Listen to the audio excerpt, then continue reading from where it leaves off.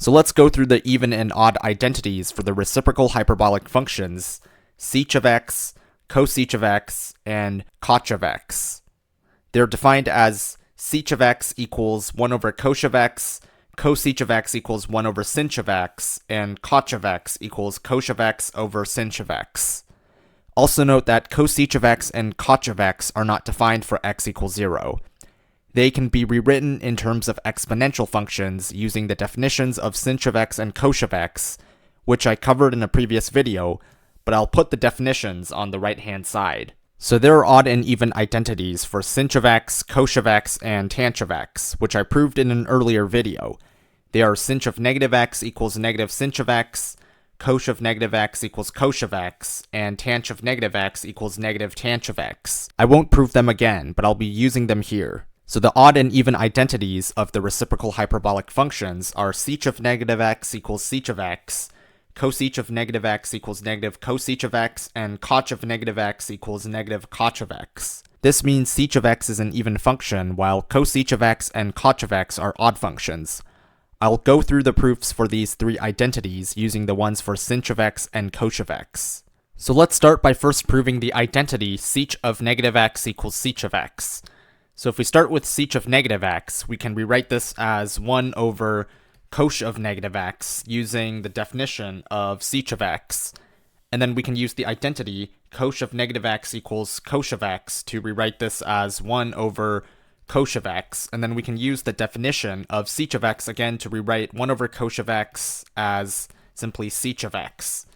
So we started with sech of negative x and ended up with sech of x. So we can confirm that sech of negative x equals sech of x. So now let's prove that cosech of negative x equals negative cosech of x. If we start with cosech of negative x, we can use the definition of cosech of x to rewrite this as 1 over sinh of negative x, and then we can use the identity sinh of negative x equals negative sinh of x, and rewrite this as 1 over negative sinh of x, and since 1 over sinh of x is equal to cosech of x by the definition of cosech of x, this is just equal to negative cosech of x. So we have confirmed that cosech of negative x equals negative cosech of x. So the last identity to prove is coth of negative x equals negative coth of x. We can use the definition of coth of x to rewrite this as cosh of negative x over sinh of negative x. And then we can use the identity cosh of negative x equals cosh of x to rewrite the numerator as cosh of x. And we can use the identity sinh of negative x equals negative sinh of x to rewrite the denominator as negative sinh of x. If we distribute the negative sign out of the fraction, this is just negative of cosh of x over sinh of x. And since cosh of x over sinh of x is just the definition of coth of x, this expression becomes negative coth of x. So this means coth of negative x equals negative coth of x. So now that we have proven these identities, let's think about what this means in terms of even and odd functions.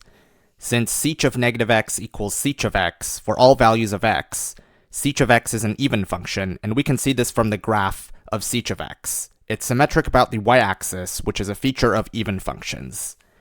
Cosech of negative x equals negative cosech of x, which means cosech of x is an odd function, and we can tell from the graph since it has rotational symmetry about the origin, which is a feature of odd functions.